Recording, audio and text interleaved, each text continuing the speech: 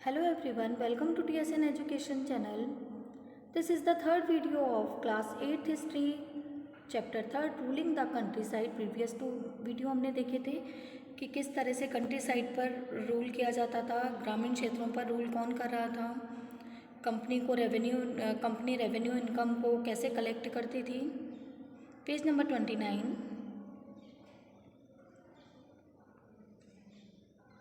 The Monroe system.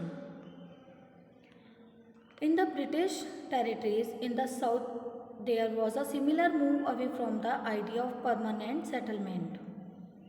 British territory जो भी थी परमानेंट जो साउथ में जो भी ब्रिटिशर्स थे उन्होंने टेरिटरी पर अपना कंट्रोल किया था. उन टेरिटरीज़ पर परमानेंट सेटलमेंट की जगह अब न्यू सेटलमेंट को अप्लाई किया जा रहा था. जो नया आइडिया आया था न्यू सेटलमेंट का वह अपनाया जा रहा था. The new system that was devise came to be known as the Ryotwar और रैयतवाड़ी. जो न्यू सिस्टम डिवाइज किया गया था इसे रैयतवार या रैयतवाड़ी के नाम से जाना जाता था. It was tried on a small scale of captain Alexander red in some of the areas that were taken over by the company after the wars with Tipu Sultan.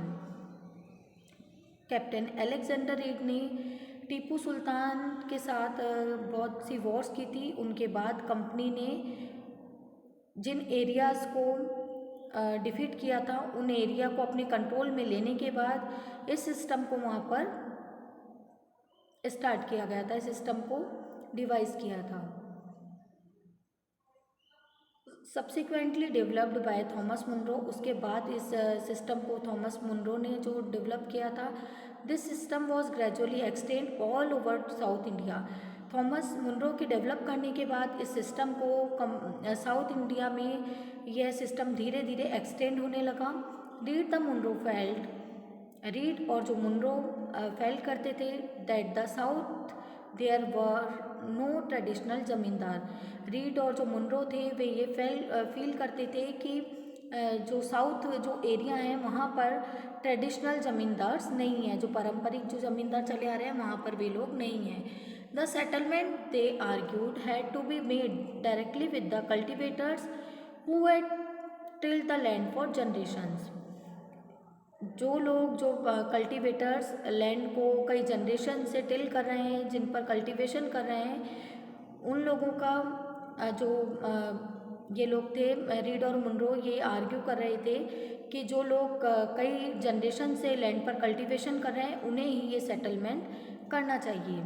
There fields had to be carefully and separately surveyed before the revenue assessment was made. Revenue assessment बनाने से पहले उनके जो fields थे उन्हें carefully और separately सर्वे किया जाता था. Munro thought that the British should act up paternal father figures protecting the rights under their charge. जो मुनरो ऐसा सोचते थे कि जो ब्रिटिशर्स को पैटर्नल फादर की तरह राइट्स जो होते हैं, जो फार्मर्स होते हैं, उनको प्रोटेक्ट करना चाहिए. All was not well. जो सब कुछ था वह ठीक नहीं चल रहा था. With in a few years after the new system were imposed it was clear that all was not well with them. New system के इम्पोज होने के कुछ फ्यू ईयर्स बाद ही ये क्लियर हो चुका था कि सब कुछ ठीक नहीं चल रहा. Driven by the desire to increase the income from land, revenue official fix to higher revenue demand. जो रेवेन्यू इनकम थी लैंड से होने वाली इनकम को इंक्रीज करने की डिज़ायर में, बढ़ाने की इच्छा में जो लोग रेवेन्यू ऑफिसर्स थे उन्होंने रेवेन्यू की डिमांड को काफ़ी हाई कर दिया था. जो रेवेन्यू फिक्स किया गया था वह काफ़ी हाई था. पीजेंट्स वर अनेबल टू पे. और जो पीजेंट्स होते थे वे उसे पे करने में अनेबल थे. वे जो टैक्स लिया जाता था उसे पे नहीं कर पा रहे थे. Ryots fled the countryside. जो राइट्स थे, जो फार्मर्स थे, वे कंट्री साइड जो रूरल एरियाज़ हैं उन्हें छोड़कर जा रहे थे. And villages become deserted in many regions. और मैनी रीजन्स में कई क्षेत्रों में जो विलेजेस थे बिल्कुल डिसर्टेड एकदम वीरान हो गए थे. Optimistic officials had imagined that the new system would transform the peasants into rich enterprising farmers. Optimistic जो ऑफिशियल्स थे, आशावादी जो ऑफिशियल्स थे, वे ऐसा इमेजिन कर रहे थे कि न्यू सिस्टम के आने से जो पीजेंट हैं वे रिच हो जाएंगे और जो फार्मर्स हैं वो एंटरप्राइजिंग काफ़ी उद्यमी जैसे उनका अच्छे से जो वर्क चलता रहेगा और वे रिच हो जाएंगे. But this did not happen, पर ऐसा नहीं हुआ था. Crops for Europe.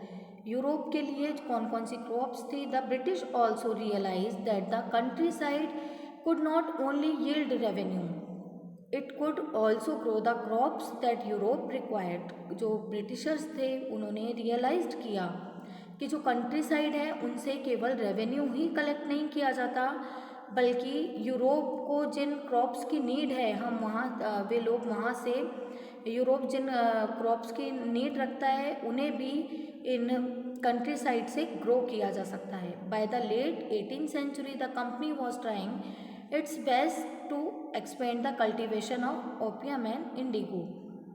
Late 18th century में कंपनी ने ट्राई किया कि ओपियम और इंडिगो जो अफीम और नील की खेती का अच्छे से एक्सपेंड किया जाए, उसे कल्टीवेशन को एक्सपेंड किया जाए, उसकी खेती को बढ़ाया जाए.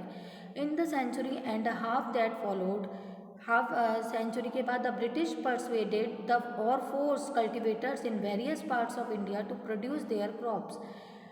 इंडिया के वेरियस पार्ट्स में कल्टिवेटर्स को ब्रिटिशर्स फोर्स कर रहे थे कि उन्हें जिन क्रॉप्स की नीड है उन्हें ग्रो किया जाए. जूट इन बंगाल, बंगाल में जूट को ग्रो करना, आसाम में टी ग्रो करना, यूनाइटेड जो प्रोविंसेस हैं जो कि अभी उत्तर प्रदेश के हैं वहाँ पर शुगर कैन को, पंजाब में वीट को, महाराष्ट्र में और पंजाब में कॉटन को और मद्रास में राइस को ग्रो किया जाए. जो ब्रिटिशर्स थे उनकी ये डिमांड थी. How was this done? ये कैसे किया गया? The British used a variety of method to expand the cultivation of crops they needed. Britishers ने जो क्रॉप्स के कल्टीवेशन की जिन क्रॉप्स के कल्टीवेशन की नीड थी उनको एक्सपेंड करने के लिए डिफरेंट मेथड्स को यूज़ किया. Let us take a closer look at the story of such crop. इसी तरह की एक क्रॉप की स्टोरी को हम जिसमें कि डिफरेंट मेथड को यूज़ किया गया था प्रोडक्शन के लिए, हम रीड करते हैं. Does colour have a history? क्या कलर की भी कोई हिस्ट्री हो सकती है? यहाँ पर 2 फिगर्स दिखाए हैं. फिगर 5 एक कालमकारी प्रिंट जो कि 20th सेंचुरी में इंडिया में था, एक कालमकारी प्रिंट किया गया है. और सेकंड जो है ये मॉरिस कॉटन प्रिंट है लेट 19th सेंचुरी का. 5 and 6 are 2 images of cotton prints. 5 और जो 6 इमेजेस है ये 2 कॉटन प्रिंट्स की इमेज है. जो लेफ्ट इमेज है इसमें कालमकारी प्रिंट क्रिएट किया था weavers of Andhra Pradesh. India के आंध्र प्रदेश के वीवर्स के द्वारा कालमकारी प्रिंट को क्रिएट किया गया था. ये देखिए,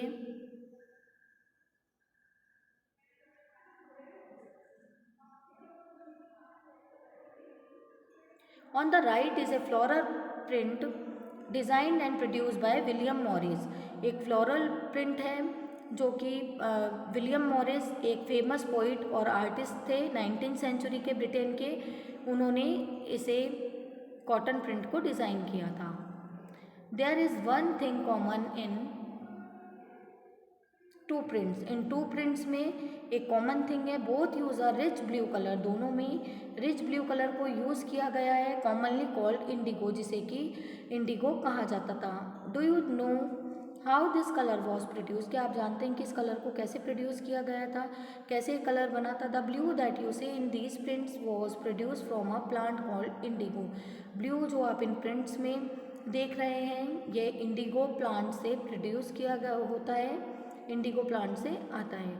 it is likely that the blue dye used in Morris prints in 19th century Britain was manufactured from indigo plants cultivated in India. ऐसा माना जाता था कि जो ब्लू डाई यूज़ किया गया है मॉरिस प्रिंट में 19th सेंचुरी में ब्रिटेन में, इसे इंडिया में होने वाले इंडिगो के जो कल्टीवेशन है वहाँ से लिया गया था. For India was the biggest supplier of Indigo in the world at the time. उस टाइम इंडिया जो है वर्ल्ड के बिगेस्ट सप्लायर, इंडिया जो है वर्ल्ड के बिगेस्ट सप्लायर थे इंडिगो के। नील के लिए इंडिया बहुत बड़ा सप्लायर था। Why the demand of Indian Indigo, Indian Indigo की जो डिमांड क्यों थी,